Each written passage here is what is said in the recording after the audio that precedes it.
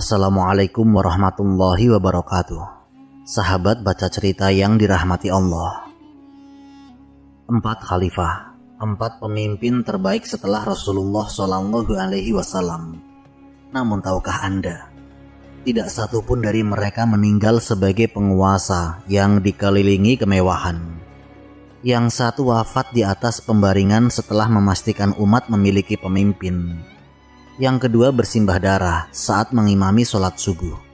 Yang ketiga dibunuh ketika sedang membaca Al-Quran. Dan yang keempat gugur saat berjalan memenuhi panggilan sholat. Mengapa Allah menakdirkan akhir kehidupan mereka dengan cara yang begitu berbeda? Apa yang sebenarnya terjadi pada hari-hari akhir Sayyidina Abu Bakar, Sayyidina Umar, Sayyidina Utsman dan Sayyidina Ali? Dan pelajaran apa yang bisa kita ambil dari detik-detik terakhir 4 manusia terbaik setelah para nabi? Mari kita telusuri kisahnya berdasarkan riwayat-riwayat yang kuat. Simak kisah ini sampai akhir. Bismillah, mari kita mulai ceritanya.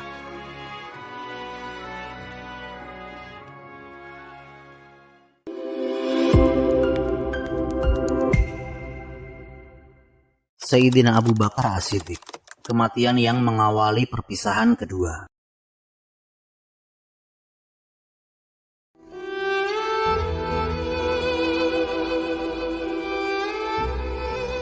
Beberapa riwayat menyebutkan bahwa setelah Sayyidina Abu Bakar As-Siddiq radhiyallahu anhu selesai menunaikan ibadah haji pada tahun ke-13 Hijriah, kesehatan beliau mulai menurun.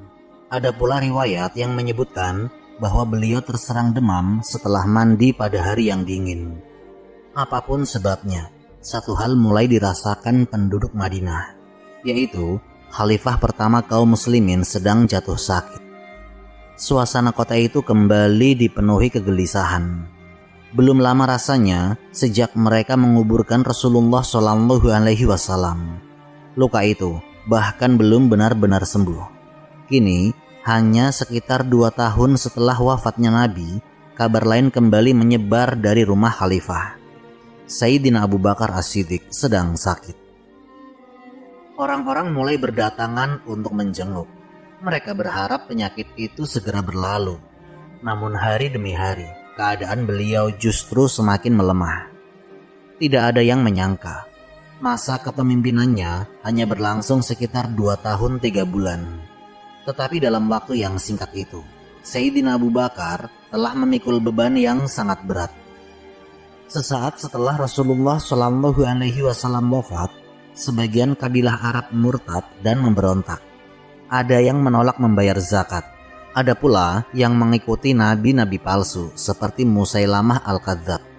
Keadaan Jazirah Arab berada di ambang perpecahan. Banyak sahabat mengusulkan agar Sayyidina Abu Bakar bersikap lunak terhadap mereka yang menolak zakat. Namun beliau berdiri teguh. Demi Allah, tegasnya, seandainya mereka menolak memberikan kepadaku seutas tali unta yang dahulu mereka tunaikan kepada Rasulullah, niscaya aku akan memerangi mereka karena penolakan itu. Keputusan itu kemudian melahirkan perang Ridho. Dengan izin Allah, pemberontakan berhasil dipadamkan. Jazirah Arab kembali bersatu di bawah Islam. Beliau juga tetap mengirim pasukan yang telah dipersiapkan Rasulullah SAW di bawah pimpinan Usamah bin Zaid.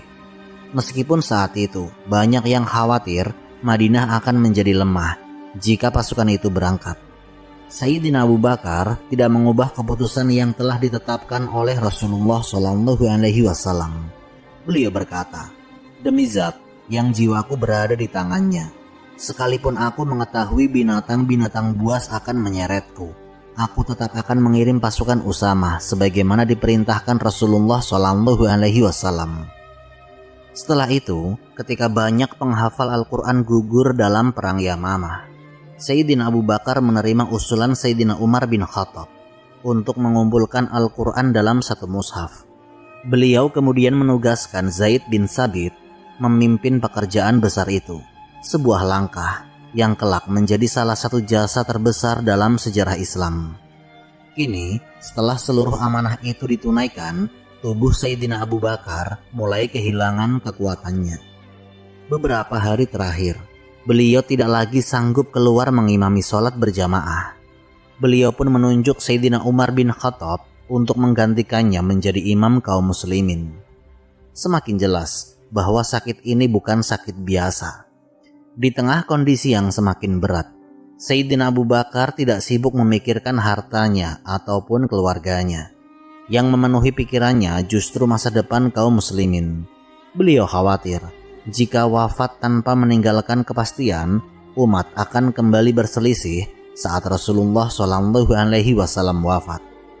Karena itulah beliau memanggil dua sahabat yang sangat dipercaya, yaitu Abdurrahman bin Auf dan Utsman bin Affan. Ketika Abdurrahman bin Auf tiba, Sayyidina Abu Bakar bertanya dengan suara yang mulai melemah, "Bagaimana pendapatmu tentang Umar?" Abdurrahman menjawab dengan jujur, "Wahai Khalifah Rasulullah, ia memang keras. Namun itu karena selama ini ia berada di samping engkau yang lembut. Jika urusan ini berada di tangannya, aku berharap banyak dari ketegasannya akan berubah menjadi kelembutan." Sayyidina Abu Bakar mendengarkan dengan seksama. Jawaban itu sesuai dengan apa yang selama ini beliau lihat. Tidak lama kemudian, Sayyidina Utsman bin Affan dipanggil. Sayyidina Abu Bakar berkata, "Ambillah alat tulis." Sayyidina Utsman segera menyiapkannya. Sayyidina Abu Bakar mulai mendiktekan surat wasiat. Isinya adalah penunjukan Sayyidina Umar bin Khattab sebagai khalifah setelah dirinya. Setelah sebelumnya beliau meminta pendapat beberapa sahabat terkemuka agar keputusan itu tidak lahir dari keinginan pribadi. Berita itu pun sampai kepada masyarakat Madinah. Sebagian orang datang menemui Sayyidina Abu Bakar. "Wahai Khalifah Rasulullah, apakah engkau akan mengangkat Umar? Bukankah ia dikenal sangat tegas terhadap manusia?" Sayyidina Abu Bakar memandang mereka lalu menjawab dengan tenang, "Apakah kalian hendak membuatku takut kepada Allah? Demi Allah, jika Rabbku bertanya kepadaku mengapa aku mengangkat Umar, akan kujawab bahwa aku telah memilih orang yang paling baik di antara mereka." Jawaban itu menenangkan banyak hati.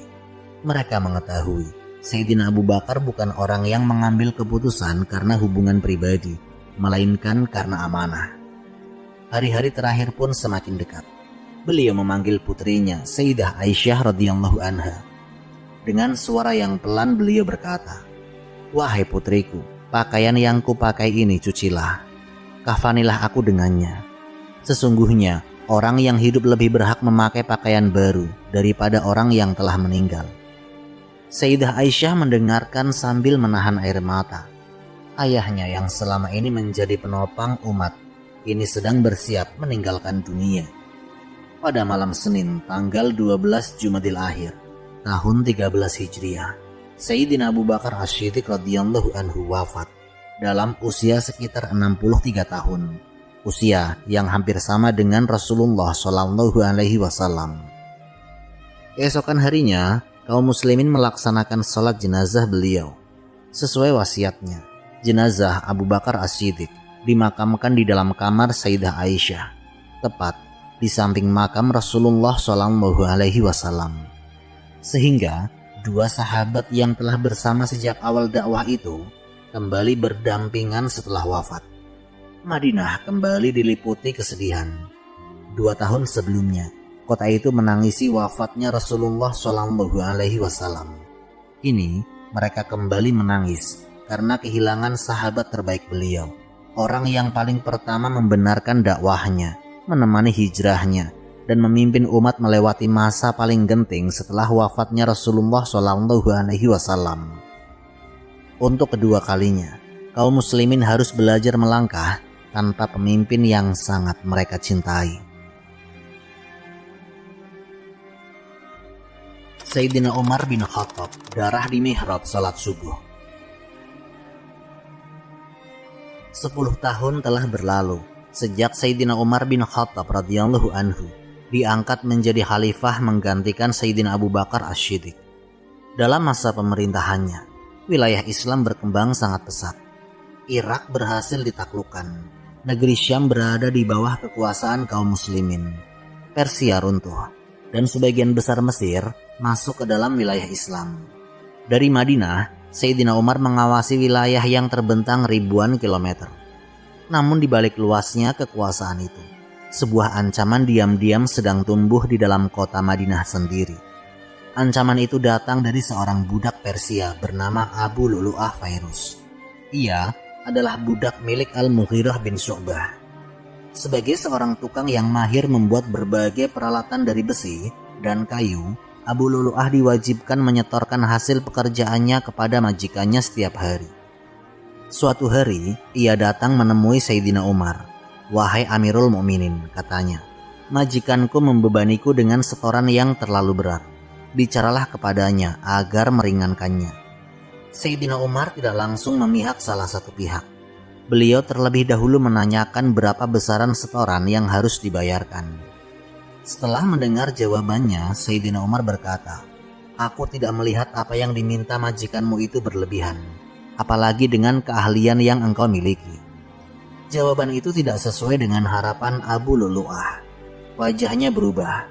Ia berdiri lalu berkata dengan nada yang sulit dipahami, "Aku akan membuat sebuah penggilingan yang akan dibicarakan manusia."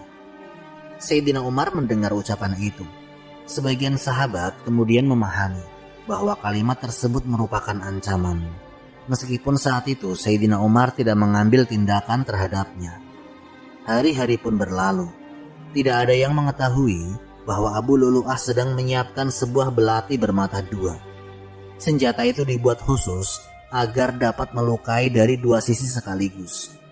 Lalu tibalah pagi Rabu 20 Dzulhijjah tahun 23 Hijriah. Seperti biasa, sebelum fajar menyingsing, Sayyidina Umar telah berada di Masjid Nabawi. Beliau berkeliling memastikan shaf telah lurus. Setelah melihat jemaah siap, beliau berdiri di tempat imam. Allahu Akbar. Takbir itu membuka sholat subuh. Suasana masjid sangat tenang. Para sahabat larut dalam bacaan Al-Quran yang dipimpin oleh Sayyidina Umar bin Khattab radhiyallahu anhu. Di saat itulah Abu Lu'lu'ah bergerak. Dengan cepat, ia menyelinap di antara barisan jemaah, lalu menghunus belati bermata dua yang telah disembunyikannya.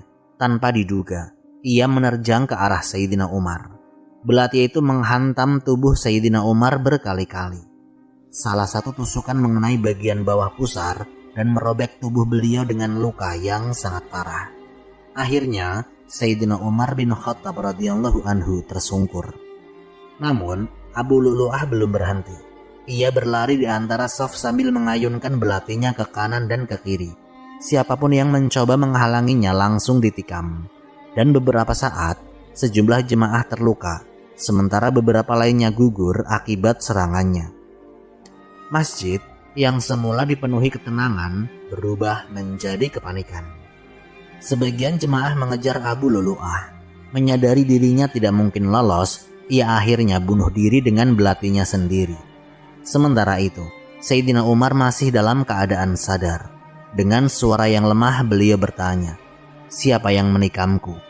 Salah seorang menjawab, "Abu Lu'lu'ah, budak milik Al-Mughirah bin Syu'bah." Sayyidina Umar kembali bertanya, "Apakah dia seorang muslim?" Mereka menjawab, "Tidak, ia seorang majusi." Mendengar jawaban itu, Sayyidina Umar mengucapkan kalimat yang menunjukkan keteguhan imannya. "Segala puji bagi Allah yang tidak menjadikan kematianku di tangan orang yang bersujud kepadanya." Beliau kemudian dibawa pulang. Darah terus mengalir dari luka di tubuhnya. Para tabib segera dipanggil untuk memeriksa keadaan Amirul Mukminin. Salah seorang tabib meminta Sayyidina Umar meminum susu. Tidak lama kemudian, susu itu keluar kembali melalui luka di perutnya. Melihat keadaan itu, tabib berkata pelan, "Wahai Amirul Mukminin, berwasiatlah, luka ini tidak dapat disembuhkan." Sayyidina Umar memahami maksud perkataan itu. Beliau tidak menangis, tidak pula mengeluh. Yang pertama kali beliau pikirkan justru adalah sholat. "Apakah kaum muslimin sudah melaksanakan sholat?" Mereka menjawab sudah. Kemudian Sayyidina Umar meminta putranya Abdullah bin Umar untuk menemui Ummul Mukminin Sayyidah Aisyah radhiyallahu anha. Beliau berkata, "Datanglah kepada Aisyah. Jangan katakan Amirul Mukminin mengirimmu. Katakan Umar bin Khattab meminta izin agar dimakamkan di samping kedua sahabatnya. Akhirnya Abdullah pun berangkat menuju rumah Sayyidah Aisyah. Saat mendengar permintaan itu, Sayyidah Aisyah berkata, "Tempat itu sebenarnya aku simpan untuk diriku sendiri. Namun hari ini, aku lebih mengutamakan Umar daripada diriku." Ketika kabar itu disampaikan kepada Sayyidina Umar, beliau mengucapkan hamdalah. Namun, Sayyidina Umar masih berpesan, "Jika aku telah meninggal dan jenazahku dibawa ke sana, mintalah izin sekali lagi, karena mungkin saja setelah aku wafat beliau berubah pendapat." Di tengah rasa sakit yang semakin berat, Sayyidina Umar juga memikirkan siapa yang akan memimpin umat setelah dirinya. Berbeda dengan Sayyidina Abu Bakar yang menunjuk langsung penggantinya, Sayyidina Umar memilih jalan musyawarah. Beliau menunjuk 6 sahabat yang telah dijamin surga oleh Rasulullah untuk bermusyawarah memilih khalifah berikutnya.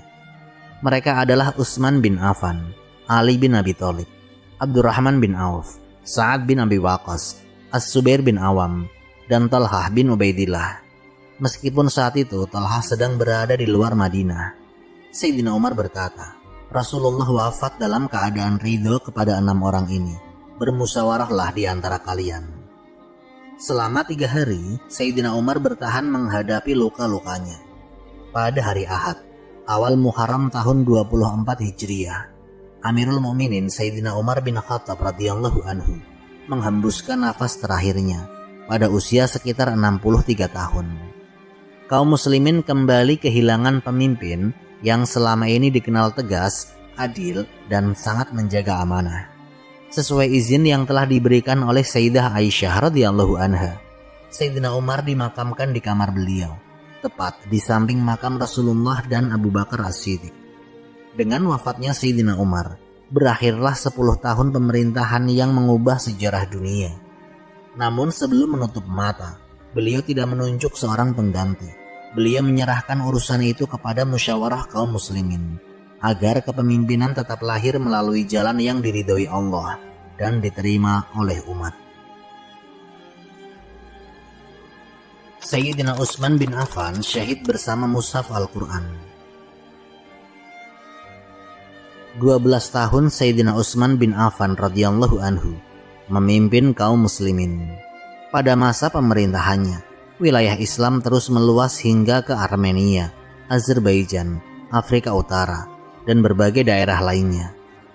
Armada Laut Islam juga mulai dibangun dan berhasil meraih kemenangan besar di Laut Mediterania. Namun, menjelang akhir masa kepemimpinannya, ujian yang lebih berat daripada peperangan mulai muncul. Musuh tidak lagi datang dari luar, mereka muncul dari dalam tubuh umat Islam sendiri. Fitnah mulai disebarkan ke berbagai kota. Berbagai tuduhan diarahkan kepada Sayyidina Utsman. Ada yang menuduh beliau mengutamakan keluarganya dalam jabatan pemerintahan. Ada pula yang menyebarkan berita-berita yang dilebih-lebihkan hingga memancing kemarahan sebagian masyarakat. Sebagian tuduhan itu dijawab langsung oleh Sayyidina Utsman di hadapan kaum muslimin. Sebagian lagi dijelaskan oleh para sahabat yang mengetahui duduk persoalannya. Namun, fitnah yang telah menyebar lebih mudah dipercaya daripada penjelasan yang sebenarnya. Akhirnya, sekelompok pemberontak dari Mesir, Kufah, dan Basrah datang ke Madinah. Awal mulanya mereka berdialog dengan Sayyidina Utsman. Setelah beberapa hari, mereka sempat pulang. Namun, di tengah perjalanan, mereka kembali lagi karena termakan fitnah baru yang dibuat oleh pihak-pihak yang ingin mengobarkan kekacauan. Kali ini, mereka tidak datang untuk berdialog. Mereka mengepung rumah Amirul Mukminin. Hari demi hari pengepungan semakin ketat. Tidak seorang pun diizinkan keluar atau masuk dengan bebas. Bahkan air dan makanan mulai sulit sampai ke rumah Sayyidina Utsman. Berita pengepungan itu segera terdengar oleh para sahabat. Sayyidina Ali bin Abi Thalib mengirimkan air untuk Sayyidina Utsman. Hasan bin Ali, Husain bin Ali, Abdullah bin Az-Zubair, Muhammad bin Talhah, dan beberapa pemuda Quraisy datang menawarkan diri menjaga rumah khalifah. Abdullah bin Az-Zubair berkata, "Wahai Amirul Mukminin, izinkan kami memerangi mereka." Sayyidina Hasan bin Ali dan para pemuda lainnya juga siap menghunus pedang. Namun, Sayyidina Utsman menggeleng pelan. Aku tidak ingin menjadi orang pertama yang menumpahkan darah kaum muslimin karena diriku. Mereka kembali berkata, kalau begitu, izinkan kami mengusir mereka. Sayyidina Utsman tetap menolak. Aku tidak ingin seorang muslim terbunuh demi membela aku. Keputusan itu membuat para sahabat sangat berat hati. Mereka mengetahui bahwa jumlah pemberontak terus bertambah. Namun mereka juga tidak ingin melanggar perintah khalifah. Pengepungan berlangsung selama beberapa pekan. Di dalam rumah, Sayyidina Utsman tetap mengisi waktunya dengan sholat, membaca Al-Quran, dan berdoa kepada Allah. Pada suatu malam beliau bermimpi. Dalam mimpi itu, beliau melihat Rasulullah SAW bersama Sayyidina Abu Bakar dan Sayyidina Umar. Rasulullah SAW bersabda, "Wahai Utsman, berbukalah bersama kami besok." Ketika terbangun, Sayyidina Utsman memahami makna mimpi tersebut. Beliau berkata kepada orang-orang di sekitarnya, "Insya Allah, hari ini adalah hari terakhirku." Keesokan harinya beliau berpuasa. Sejak pagi, suasana di sekitar rumah semakin tegang. Para pemberontak mulai mencari jalan untuk masuk. Sementara itu, Sayyidina Utsman duduk di dalam rumahnya sambil membaca mushaf Al-Quran. Beliau tidak mengenakan baju perang. Beliau juga tidak memegang pedang. Yang ada di hadapannya hanyalah mushaf yang terus beliau baca. Tidak lama kemudian, beberapa pemberontak berhasil memanjat dinding belakang rumah dan masuk ke dalam. Istri beliau, Nailah binti Al-Farafisah, segera berdiri menghalangi mereka. "Apa yang kalian inginkan?" Salah seorang dari mereka mendorongnya dengan kasar. Nailah berusaha melindungi suaminya. Dalam kekacauan itu, jari-jarinya terluka ketika mencoba menahan sabetan pedang yang diarahkan kepada Sayyidina Utsman.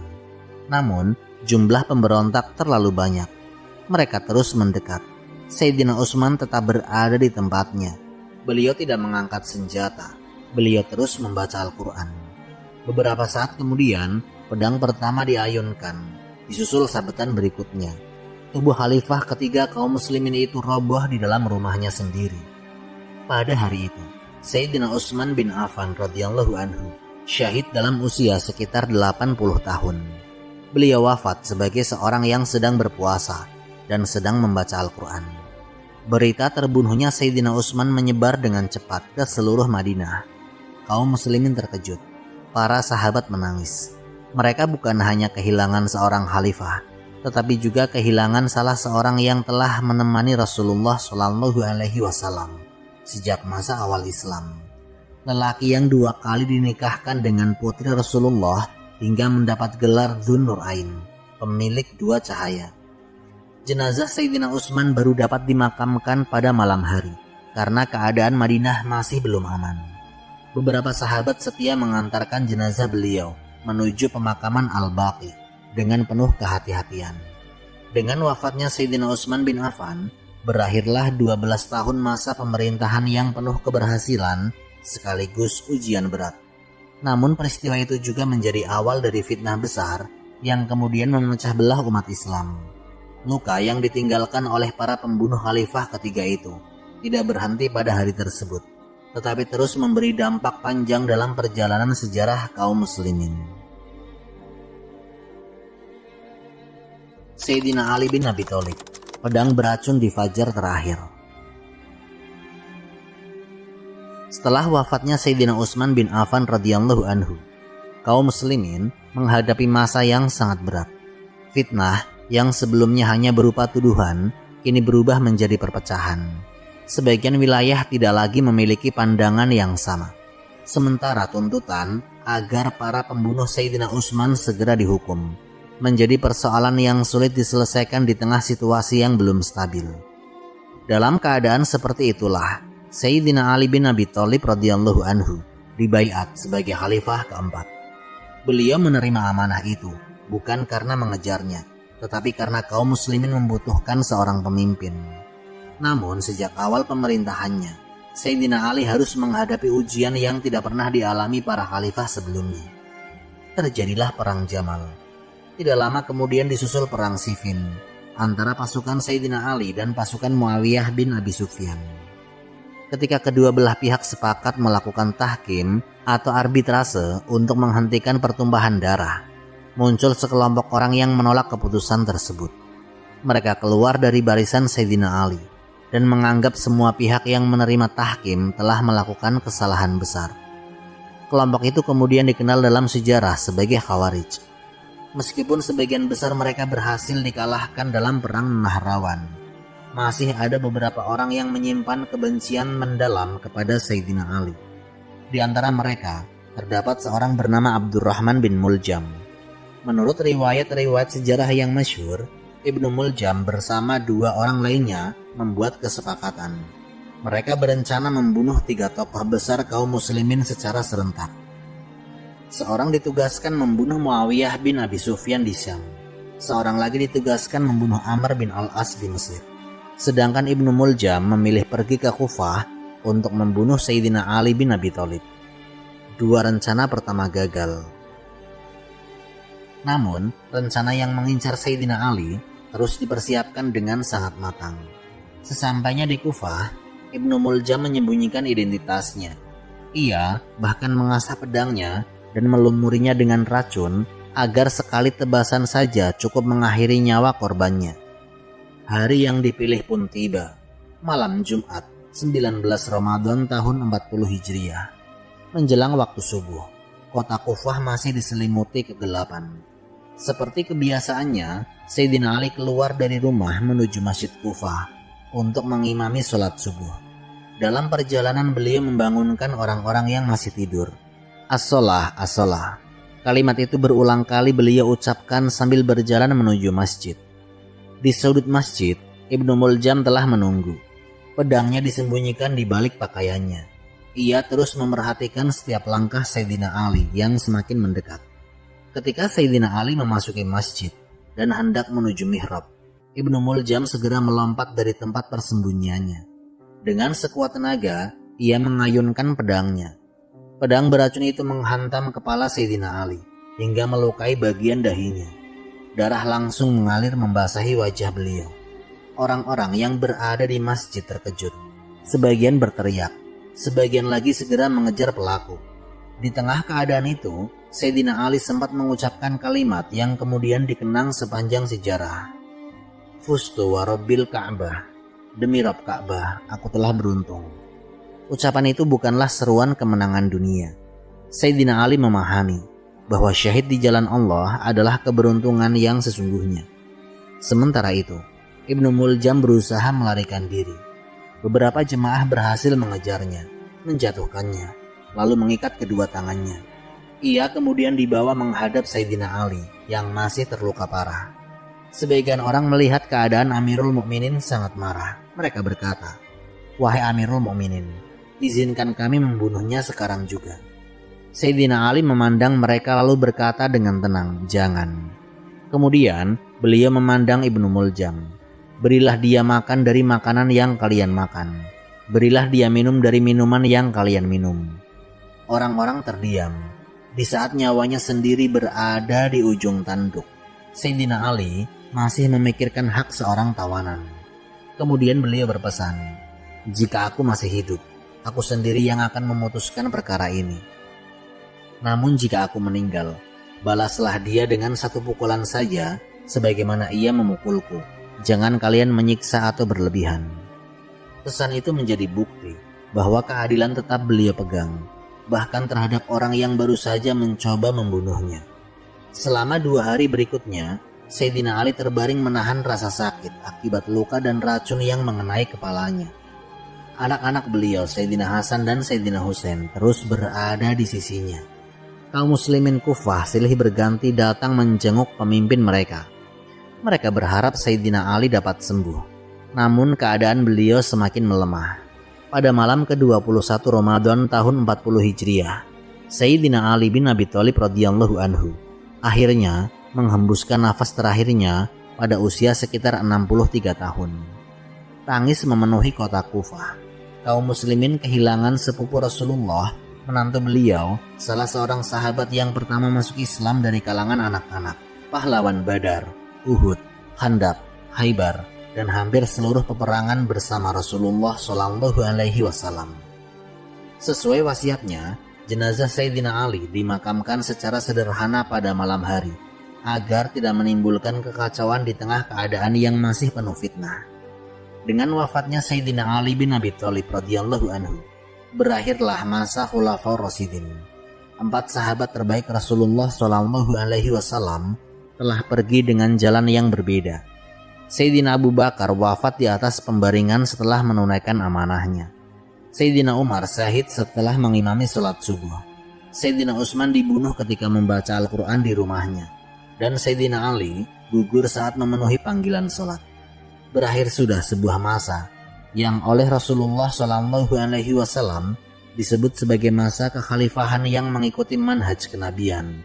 Sebuah masa yang kemudian selalu dikenang sebagai teladan kepemimpinan dalam sejarah Islam. 4 kematian, 1 warisan. 4 khalifah, 4 cara wafat yang berbeda. Namun semuanya berakhir dalam keadaan yang menunjukkan satu hal yang sama, yaitu mereka tidak pernah meninggalkan amanah hingga nafas terakhirnya. Jika diperhatikan, cara wafat keempat khalifah itu memang berbeda. Sayyidina Abu Bakar wafat karena sakit setelah menyelesaikan amanahnya. Sayyidina Umar syahid ketika memimpin sholat subuh. Sayyidina Utsman dibunuh saat membaca Al-Quran di rumahnya. Sayyidina Ali gugur ketika memenuhi panggilan sholat. Namun di balik perbedaan itu, terdapat satu persamaan yang sangat jelas. Tidak satupun dari mereka menggunakan jabatan untuk memperkaya diri.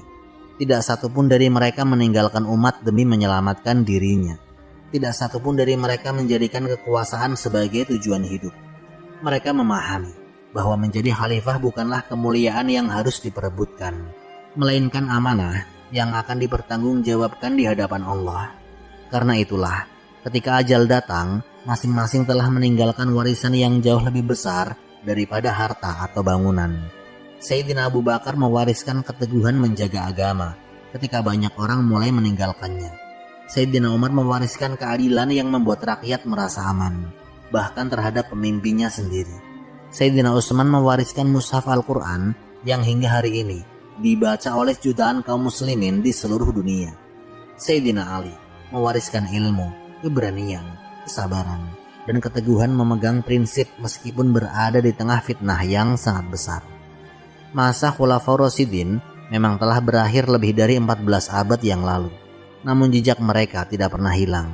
Selama Al-Quran masih dibaca, sunnah Rasulullah masih diikuti, dan kepemimpinan dipahami sebagai amanah, bukan kemuliaan. Maka nama Sayyidina Abu Bakar, Sayyidina Umar, Sayyidina Utsman, dan Sayyidina Ali akan selalu dikenang sebagai 4 pemimpin terbaik yang pernah dimiliki umat Islam setelah Rasulullah Shallallahu Alaihi Wasallam. Wallahu a'lam bishawab. Semoga kisah ini memberikan manfaat dan menjadi pengingat bagi kita semua untuk terus memperbaiki diri serta meningkatkan ketaatan kepada Allah Subhanahu wa Ta'ala. Lebih dan kurangnya mohon dimaafkan. Yang benar datangnya dari Allah Subhanahu wa Ta'ala. Khilaf atau keliru itu datangnya dari saya pribadi sebagai manusia biasa. Sampai jumpa di kisah-kisah inspiratif berikutnya. Akhirul kalam, wassalamualaikum warahmatullahi wabarakatuh.